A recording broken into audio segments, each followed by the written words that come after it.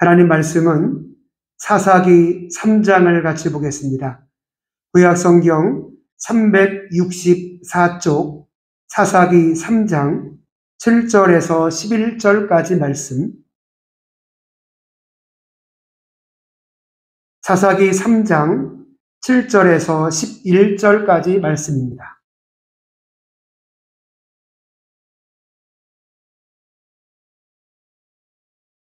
한 절씩 교독하겠습니다.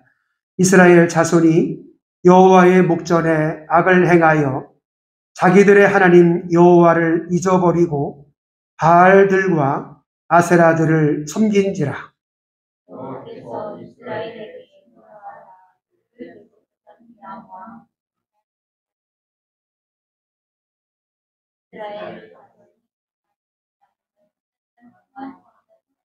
이스라엘 자손이 여호와께 부르짖음에 여호와께서 이스라엘 자손을 위하여 한 구원자를 세워 그들을 구원하게 하시니 그는 곧 갈렙의 아우 그나스의 아들 온니엘이라. 여호와의 영이 그에게 임하셨으므로 그가 이스라엘의 여호와께서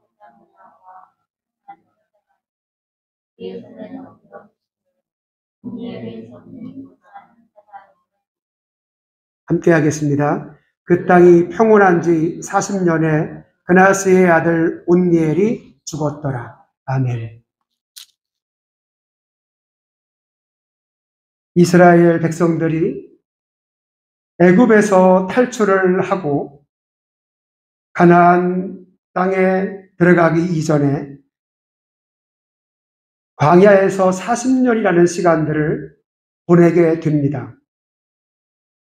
그리 가데스 바네아 광야에서 오랜 시간들을 보내고 그의 마지막 종착지인 모압 땅에 머무르게 되죠.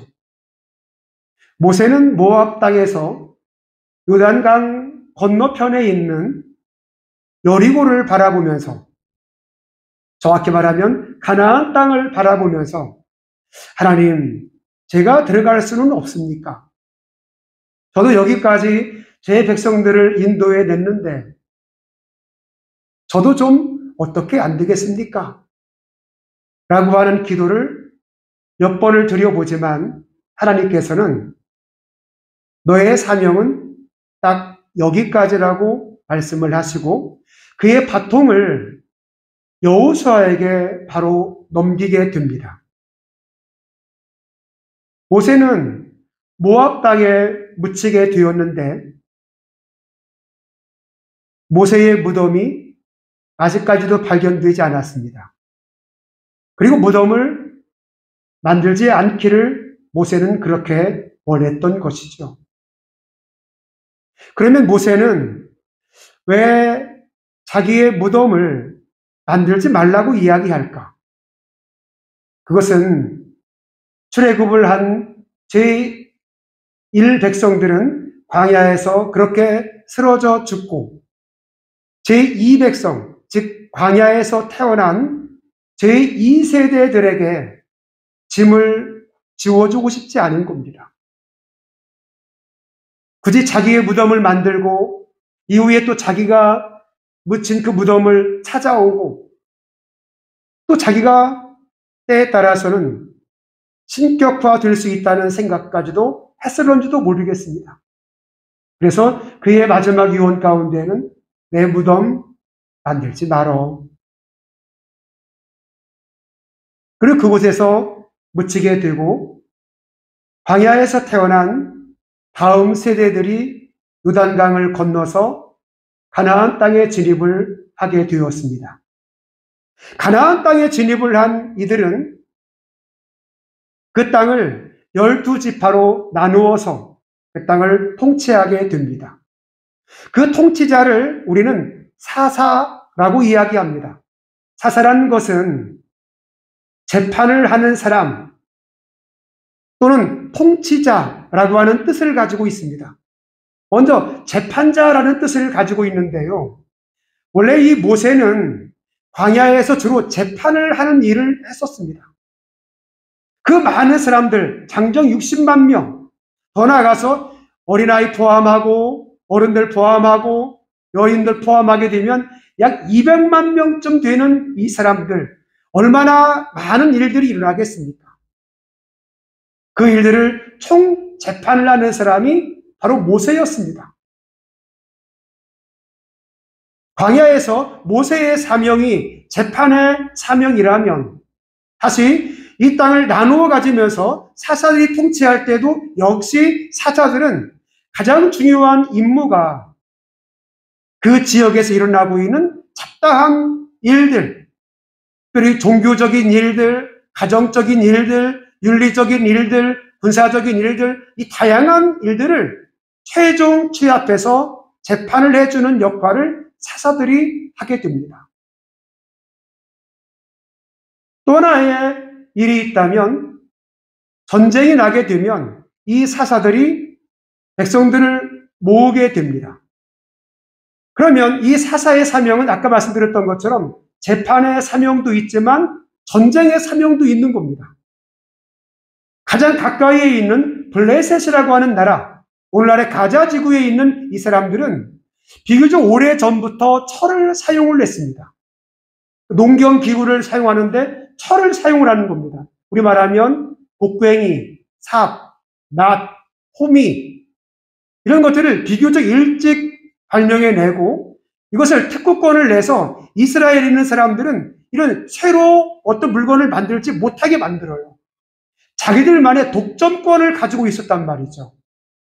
특별히 블레셋에서는 이 철을 만들기 시작을 하면서 이 철로 화살을 만들고 전차를 만들고 창을 만들고 이러면서 이스라엘 사람들과는 비교가 되지 않을 정도로 힘이 점점점 세워지기 시작을 합니다.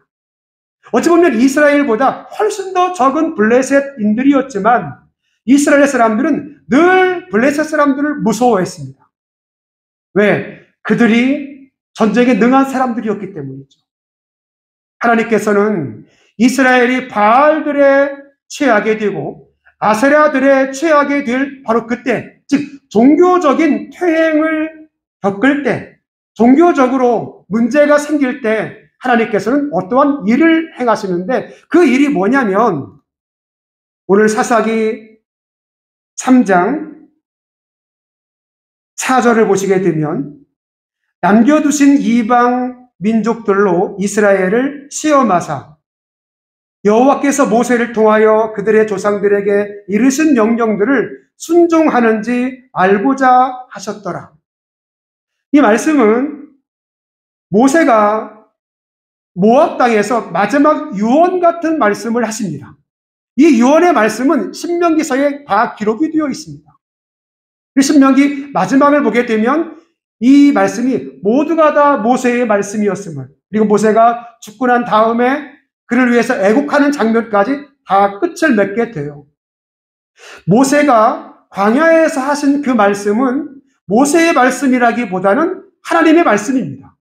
또 오늘 4절을 보시게 되면 여호와께서 모세를 통하여 그들의 조상들에게 이르신 명령들을 순종하는지 알고자 함이었더라. 하나님이 이스라엘 백성들에게 시험을 주는 목적이 있습니다.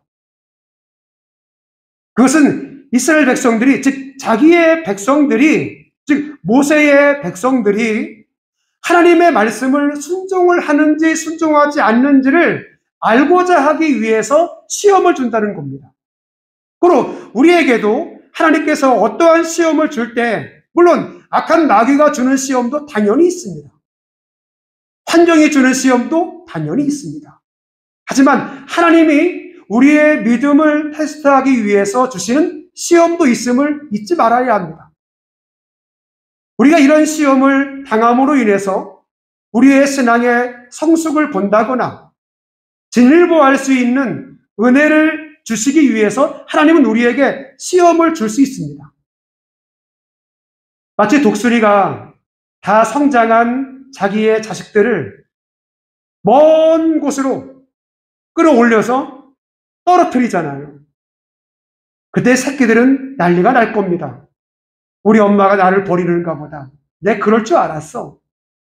요즘에 밥도 제대로 안 주더니 먹이도 제대로 안 잡아주시더니 결국 나를 이렇게 버리시는구나.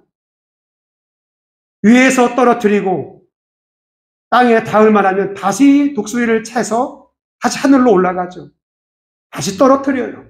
이러면서 날개짓 하는 것을 독수리가 배우기 시작을 하는 겁니다. 새끼 독수리가. 아마 이 새끼 독수리는 어미 독수리에게 어미 독수리가 나를 버렸을 것이다. 내 그럴 줄 알았다고. 그렇게 원망을 할지 모르겠지만 어머니 독수리는 그 마음이 아니었던 겁니다. 이렇게 하지 않으면 얘가 늘 그 우리 안에 머물게 되고 더 이상 성숙하지 못하게 되는 것을 알기 때문에 그 높은 데서 떨어뜨리는 거 아니겠어요? 하나님의 시험도 이와 똑같다는 것입니다. 우리를 성숙하게 하기 위해서 하나님이 주시는 시험이 있다는 것이죠. 물론 예수님은 마귀에게 시험을 당하시는 마태복음 4장에 나와 있는 이런 시험들은 하나님이 주시는 시험이기도 하지만 사탄이 주는 시험이 더 강했습니다. 그런데 이 마태복음 4장에 나와 있는 예수님의 시험도 성령에게 이끌려 광야로 가서 시험을 받았다고 하는 것을 보게 되면 모든 이 시험의 배후에는 악한 마귀도 있지만 하나님이 늘 함께하고 있는 것을 보게 됩니다. 오늘 7절에 이스라엘 자손이 여호와의 목전에 악을 행하여 자기들의 하나님 여호와를 잊어버리고 바알들과 아세라들을 섬긴지라. 여기에 바알과 아세라가 아니라 바알들과 아세라들이라고 했어요. 이것은 그 당시에 이 고대 근동뿐만이 아니라 이 팔레스타인 지방에는 암몬이나 모압이나 에돔이나 미디안이나 블레셋이나 이 근방에는 거의 다가 바알 신이었습니다. 바알 신은 풍요의 신이었습니다. 아세라 신도 당연히 풍요의 신이고요. 이 두 신은 부부입니다. 바알은 남성이고 아세라는 여성의 신입니다. 그 신들을 흥분하게 하는 것이 인간들입니다. 어디에서? 바알 산당에 가서 그 신을 흥분을 시키는 겁니다. 그것이 고대 근동의 신관이었습니다. 그러면 이 바알 신과 아세라 신이 부부이기 때문에 그들을 왜 흥분시키는가? 그래야지만 바알이 하늘에서 비를 내려준다고 생각을 했기 때문입니다. 그것이 남성의 정액과 같은 것이죠. 바알의 정약을 뿌려주는 것이 마치 이 땅에 하늘에 비를 내린다고 그들은 생각을 했기 때문에 바알 신당에 가게 되면 바알의 여사제들이 있습니다. 그리고 거기에서 남성들을 상대합니다. 이러면서 바알 신을 계속해서 자극을 하게 되는 거죠. 물론 신의 자극도 있지만 더 중요한 것은 바알 신이 야훼 신을 어느 순간에 압제하기 시작합니다. 이스라엘 백성들이 야훼 신을 버리고 바알 신당 앞에 대부분의 사람들이 취하게 됩니다.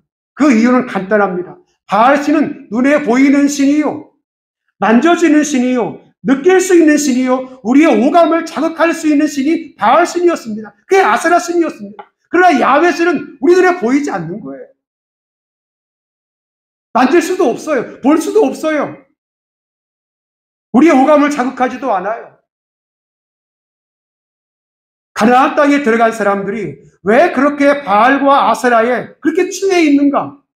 그것은 성적인 신이기 때문에 그래요. 보여지는 신이기 때문에 그래요. 만져지는 신이기 때문에. 우리의 몸을 자극하는 신이기 때문에 대부분의 사람들이 다 바알 신당 앞에 가게 되는 겁니다. 그리고 결국은 그 땅이 바알의 천국이 되어버렸어요. 오늘 7절은 그 상황을 전제로 하여 이 말씀이 기록이 된 겁니다. 자기들의 하나님 여호와를 잊어버리고 광야에서 그를 인도하여 내신, 애굽에서 그를 인도하여 내신 여호와를 버리게 되고 바알들과 아세라들을 산 꼭대기에도 산 중간에도 산 아래에도 푸른 나무 아래에도 계속 이 바알 신당이 늘어나게 되는 겁니다. 8절에 여호와께서 이스라엘에게 진노하사 그들을 메소포타미아 왕 구산 리사다임의 손에 파줬으므로 이스라엘 자손이 구산 리사다임에 8년 동안 섬겼더라. 여기에 메소포타미아 왕 구산 리사다임, 유프라데스 상류에 있는 당시의 나라였습니다.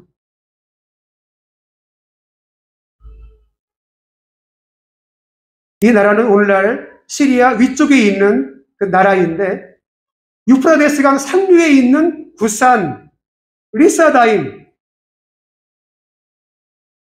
손에 팠다는 것은 거기는 왕이 가나안 땅까지 쳐들어오게 되었다는 겁니다.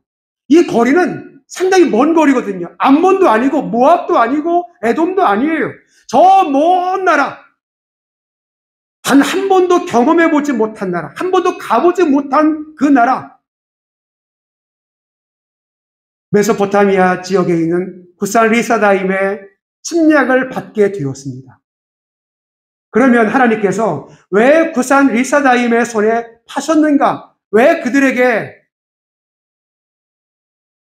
정복을 당하게 하셨는가? 그 이유는 9절에 있습니다. 무엇일까요? 이스라엘 자손이 여호와께 모함에 부르짖음이에요. 그 전에는 바알신과 아세라신, 여기에 목숨을 걸고 다 그쪽으로 가버렸습니다. 그런데 저 메소포타미아 왕 구산 리사다임이 쳐들어오면서 이 나라가 폭탄을 맞게 되었습니다. 지금으로 말하면. 신이 중요한 게 아니에요. 일단 내가 살아야 되는 겁니다. 우리 어떻게 하면 살 수 있는 거야? 어떻게 살 수 있는 거야? 이러면서 자기들이 과거에는 바알을 버렸지만, 바알을 찾았지만, 아세라를 찾았지만, 이제는 우리가 과거에 버린 여호와를 찾는 겁니다. 하나님, 우리를 좀 구원해 주십시오. 저 먼 나라 메소포타미아 왕이 쳐들어와서 우리를 이렇게 괴롭게 하고 있습니다. 하나님, 우리를 좀 살려주십시오. 우리를 좀 살려주십시오. 이러면서 9절에 이스라엘 자손이 여호와께 부르짖음에, 바로 이거예요. 시험이 오게 되면 가만히 있는 사람이 있습니다. 시험이 오게 되면 오히려 집에 처박혀 있는 사람이 있습니다. 시험이 오게 되면 동굴 속으로 들어가는 사람이 있습니다. 하나님을 더 멀리하는 사람이 있습니다. 그런데 말입니다. 성경은 그와 반대로 말을 하고 있습니다. 시험이 오게 되면, 어려움을 겪게 되면 여호와께 부르짖는 것이 맞습니다. 그분에게로 나오는 것이 맞습니다. 정답은 여기에 있습니다. 이스라엘 자손이 여호와께 부르짖음에 여호와께서 이스라엘 자손을 위하여 한 구원자를 뭐 했다고 그러죠? 세웠다고 그랬어요. 구원자를 세웠다고 그랬어요. 부르짖기 전에는 구원자가 없었습니다. 근데 그들이 위기를 만나서 여호와 하나님을 찾고 부르짖었더니 하나님께서 한 사사를 세우면서 그를 구원하게 하셨다는 것이죠. 그 사람이 누구냐 하면 온니엘이라고 하는 사람이에요. 온니엘은 사사 중에서 첫 번째 사사가 되겠습니다.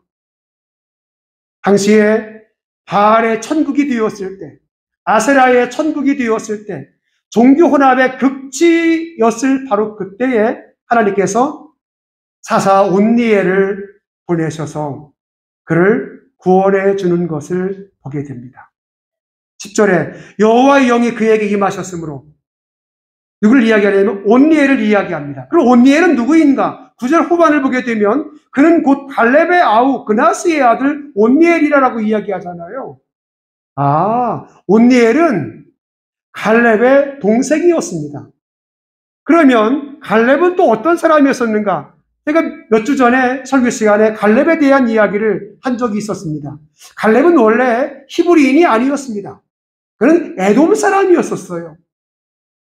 출애굽을 한 이스라엘 백성들이 처음에는 혈연 공동체로 뭉쳐진 이들이 시간이 지나면서 광야로 접어들면서 에돔에 있는 사람들도 같이 묻어가기 시작을 합니다.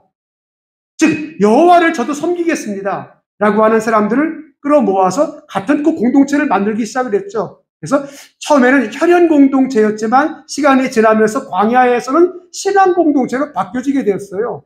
이 신앙 공동체 안에 누가 들어오냐면 갈렙이라는 사람이 들어오게 돼요. 여호수아의 가장 측근인 사람, 여호수아의 오른팔이었던 사람이 갈렙이었죠. 모든 땅을 다 분배하고 난 다음에 아무도 안 가는 땅이 있었습니다. 근데 갈렙이 이렇게 말을 합니다. 이 산지를 저에게 주십시오. 여호수아의 핵심 측근이면 가장 좋은 땅을 차지할 법도 한데, 그런데 모두가 다 갖고 나고 아무도 가지 않는 땅이 하나 있었어요. 근데 갈렙이 그 나이 85세였습니다. 지금 말하며 장군님, 저 땅을 주세요. 제가 갈게요. 이게 당시에 환경이었습니다. 오늘과 너무 많이 차이가 나죠. 지금은 어느 줄에 서서 어느 라인에서 누구를 만나서 어떻게 출세를 할까 이걸 하고 있지만, 이 갈렙이라는 사람은 꽤 괜찮은 사람이었잖아요. 근데 여기에 첫 번째 사사인 온니엘은 갈렙의 동생이었다고 성경은 분명하게 말씀을 하고 있습니다. 10절에 중반에 여호와께서 메소포타미아 왕 굿산 리사다임을 그의 손에 넘겨주심에 온니엘의 손이 굿산 리사다임을 이기니라. 이길 수 없는 환경이었을 겁니다. 왜냐고 하면 여기는 정예화된 부대이고 여기는 민병대입니다. 그냥 백성들 가운데서 우리 전쟁 나가야 되니까 좀 모여보시오. 이게 게임이 안 되는 거죠. 전쟁이 아예 안 되는 건데도 불구하고 여호와께서 굿산 리사다임을 그의 손에 넘겨주었다고 그랬어요. 전쟁이라고 하는 것이 힘으로만 되는 것이 아니었습니다. 굿산 리사다임이 온니엘과 전쟁을 해서 패하게 되었습니다. 자, 이스라엘 백성들은 그 위기를 만났을 때 여호와를 찾게 되었죠. 그리고 그들에게 승리를 주고 마지막 고백은 하나님이 하셨습니다. 그걸 이야기를 하는 거예요.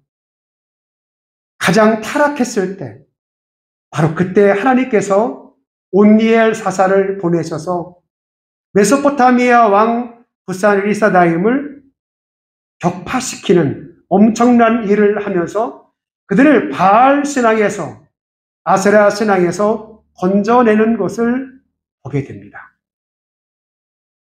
정리하면 여러분, 하나님은 우리에게 시험을 줄 수 있는 분이십니다. 그 시험은 선한 시험일 수 있는 거죠. 하지만 우리의 삶에 정말 힘들고 어려운, 넘기 힘들 그런 시험도 하나님이 주셔요. 그것은 우리를 깨닫게 하기 위해서, 우리의 신앙의 성숙을 꾀하기 위해서 하나님은 그 시험을 준다는 거예요. 무조건 시험은 나쁜 거야 라고 하지 말고 그 시험을 누가 주시는지를 잘 이해하시고, 하나님이 주시는 시험이거든 더 바짝 하나님께 나와서 그분을 붙드시기 바랍니다. 그때 하나님이 여러분에게 이김을 주실 것입니다. 기도하겠습니다.